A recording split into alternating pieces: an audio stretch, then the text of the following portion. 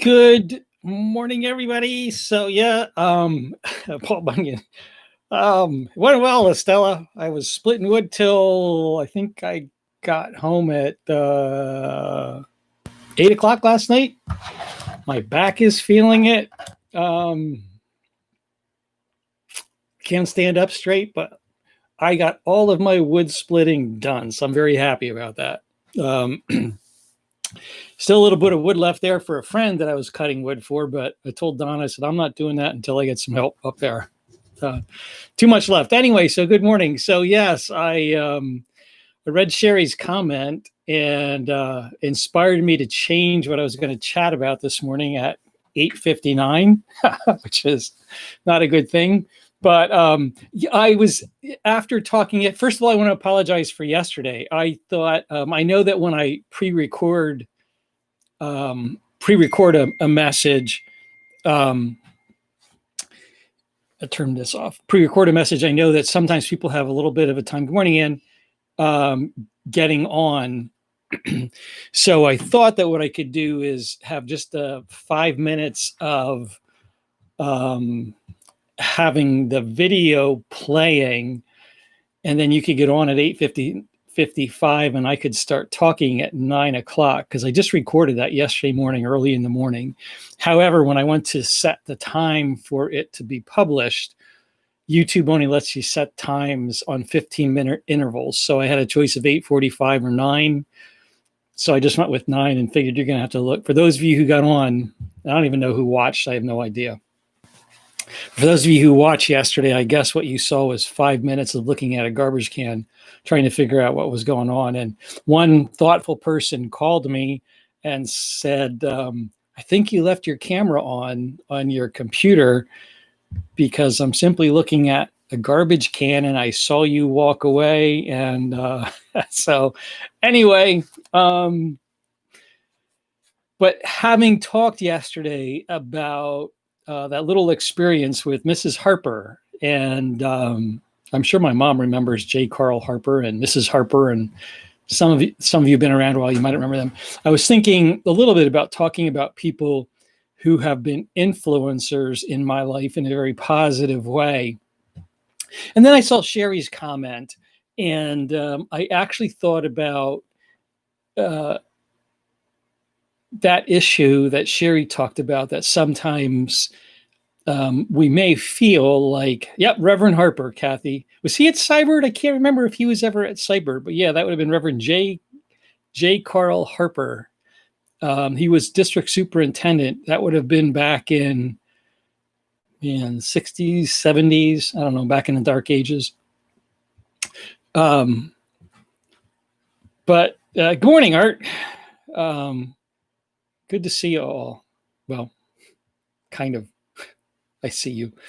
So, okay. He confirmed you, Phyllis. Wow. Okay. Anyway, I want to talk a little bit about that issue of influence. And I think, Sherry, probably you're not giving yourself enough credit, judging by your comment. But just a comment about that issue.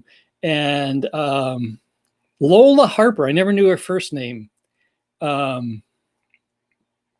She was always Mrs. Harper to me. Anyway, I'll finally get at what I want to talk about. But two issues of influence, about influence. And then on Thursday, Donna will do the preschool lesson tomorrow. But on Thursday, I'll do what I was going to talk about today, some positive people who've influenced me positively. And maybe actually you want to give some thought to that too. And maybe on Thursday, when you're chatting, maybe you can talk about people who have influenced you positively and how they did that. So I'll do that Thursday. But two kind of negative examples. One, and I don't know the details of this. My mom would probably know the details a little bit better. But in elementary school, I remember hearing a report from my parents at one point after one of those parent-teacher conferences.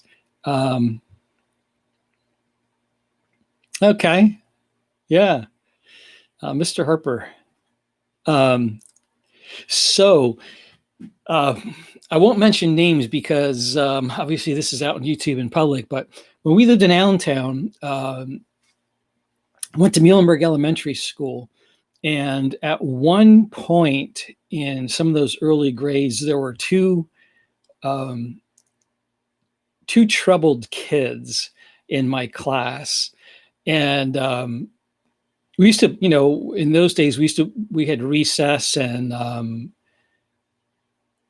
you'd be able to go out and play football. And there's a bunch of us that loved playing football. Whenever we had free time, we actually carried these little footballs with us all the time, so that if we had a chance to play, we'd be out there playing football. And two of those other kids played football with us. So they were in my circle of friends. And I guess I was a good kid. And two of those kids were troubled kids. And the elementary school teacher, I don't remember her name. I don't remember which one it was, who it was, but she thought that if she could hook up me with those two bad kids, call them bad just because they were troublemakers, that I could influence them, talking about what Sherry was talking about earlier, and about influence. And so I think what she did, if I remember, this is a long time ago, but she moved my desk so that I would be sitting with these two kids. And I think that she probably arranged things that we were in the same group. I think her hope was that I would influence those two kids,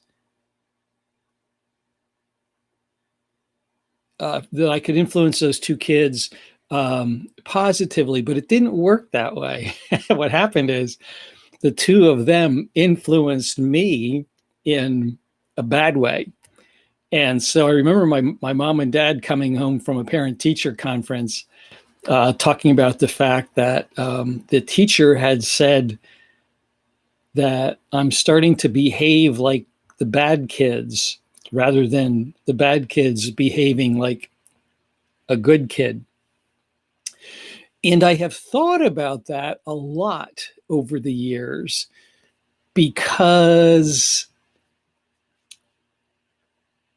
the teacher never told me what her plan was.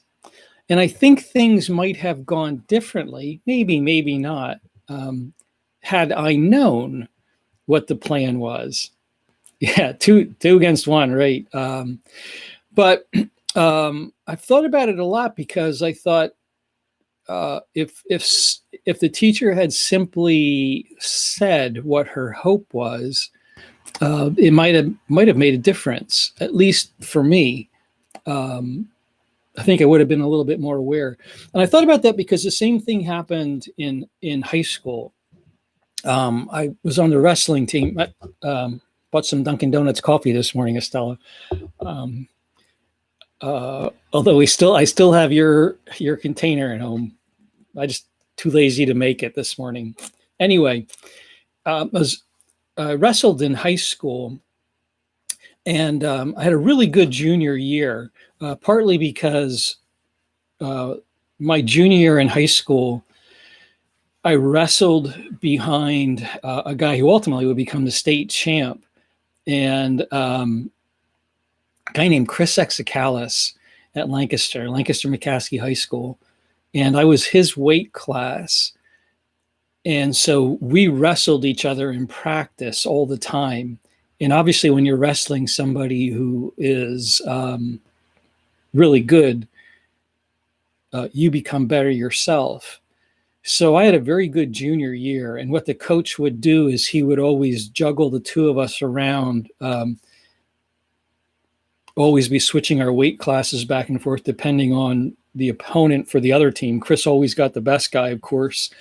And then I would get the next guy in wrestling.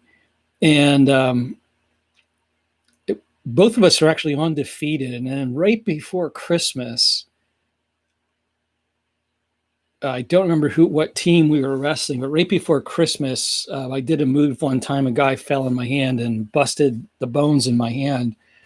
So my junior year of wrestling came to an end. But what I didn't know was that Chris was a senior. I was a junior. You know what? I'm sorry. I wasn't a junior. I was a 10th grader, a sophomore. Um, what I didn't know is that the coach had very high hopes um, because I was having such a good year. But I didn't know that. And he never said anything. And when Chris graduated, when Chris Exikalis graduated and moved on to college, obviously, when it came to practice, there went my competition. And the coach of our high school team the next year, my junior year, kept encouraging me to practice, to go over to F&M, Franklin and Marshall, the college that was nearby in Lancaster. And he wanted me to practice with the college teams, but he never said why. What he wanted was he just wanted better competition for me. And I was intimidated. I didn't feel like going alone over to the college and wrestling with college students. So I didn't do it. And of course, he didn't force me. He was just constantly giving that as an option. But he never said why. He never said, what he was thinking. He never explained to me, you have a lot of potential or whatever it was. He never said that. And I didn't actually know until several years later when one of my best friends, a guy named Jack Bennett, who also wrestled with me, he happened to be family friends with the coach. And gosh, I don't know, 5, 6, 7 years later, we were out of college by this point. Jack was telling me, the coach really had high hopes for you. And I didn't do it. And, had a decent kind of college or decent high school experience wrestling. And my senior year, I ended up separating my shoulder, and that kind of put the kibosh on my senior year. It didn't go as well. But so both those experiences, in light of what Sherry commented earlier on, when it comes to influence, both of those experiences for me were, I would say, negative. I didn't live up to people's hopes for me. And I've often thought about the fact that perhaps it might have gone differently had people actually said what their hopes were. And I wish they would have. So in light of what Sherry was talking about, I think sometimes, and we'll talk about this Thursday, I think sometimes that what we struggle with is the fact that we don't know what we're really capable of. And at least in my case, I kind of lived down to, rather than living up to somebody's expectations, I would say I lived down to those expectations, in part because I didn't know. And I've often thought about the fact that, and we'll talk about this positively on Thursday.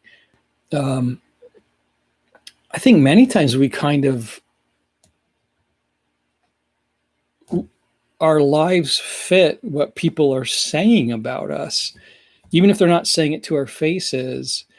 That's not the right way to say that. See, I changed my topic at 8:59. But I guess the best way to say this is many of us, we would live up to people's expectations when people set high expectations for us. And when they say, this is what you can be, and you have the ability to do this, and you should. And when we don't know what those are, sometimes, we kind of live down to them just because we don't know. We have no idea. And that's not, that's not true for all of us in every circumstance. But those are two occasions I've often looked back on in my life, and I think I wish I would have known. Because both of those people, that teacher and Coach Sittler, I admired both of those people. And had I known what their expectations were, I think I would have been more motivated and inspired and felt more confidence in myself had I known what their expectations were. And I just didn't.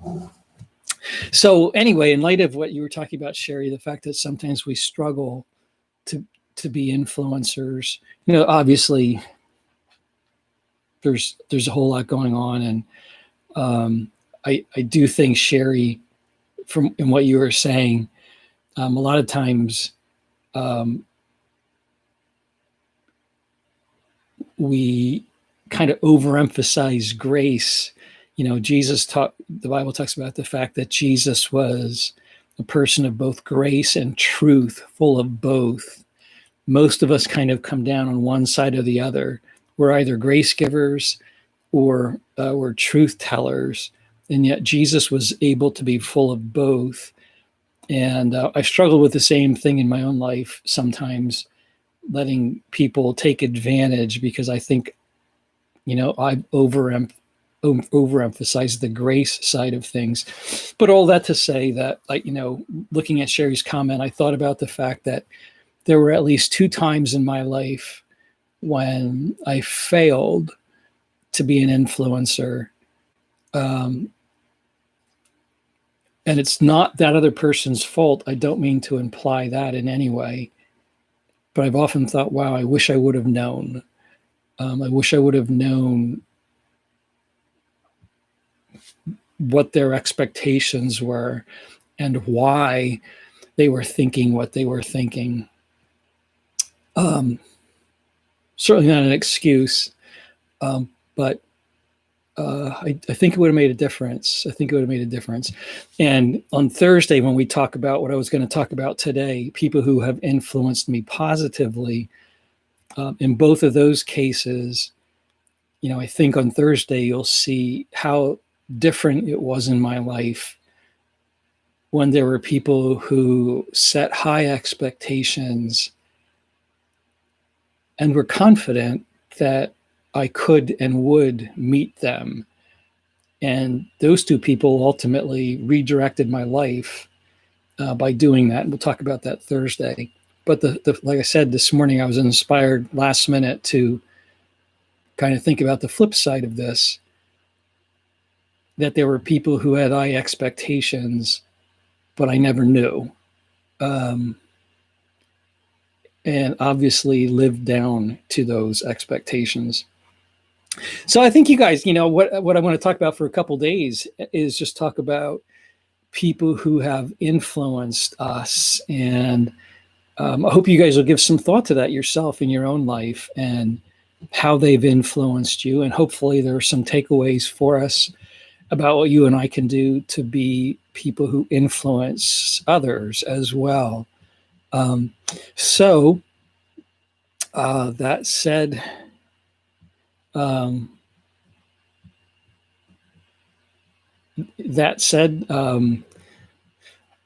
let's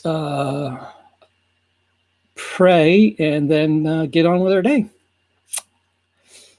God, I want to thank you for people in our lives who have been influencers to us, who've been people who somehow or other figured out how to set high expectations and express their confidence in us. God, I know as well that, we look back at our lives, and certainly there are episodes in our lives in which we have not lived up to expectations, our own or yours or others. And God, I want to pray. I want to thank you, first of all, God, that you are a God of grace. You're a God of truth. Somehow, God, you accept us, and at the same time, you consistently have these expectations for us, and you have confidence in us as well, that through your Spirit, you can be molding and shaping us. God, I'm grateful that you're never done with us, that there's never a time in our lives when you look at us and say that we're hopeless or that you're not going to try anymore. But I thank you, God, that until the very end, you're in the process of transforming us and shaping our character. So there's always a time and an ability for us to learn and to grow and to change. God, I thank you. I wish I understood. I thank you that in some ways that probably continues on into eternity, that we have an eternity to be being transformed by you into the people you desire us to be and the people that we desire to be. God, thanks for the day ahead of us. And I pray, God, that we would go through this day remembering that your presence in our lives is very real and that you are in fact with us right at this moment, every one of us. Pray, God, that we'll be able to go through this day with you. And I pray this in Jesus' name. Amen. All righty, everybody. So nice thing is I got Thursdays done. So I don't have to come in here on Thursday and wonder what I'm going to say. So I hope you guys have a great day. Yeah, it's going to be a nice bike ride today at lunchtime. So love you all and see you Thursday.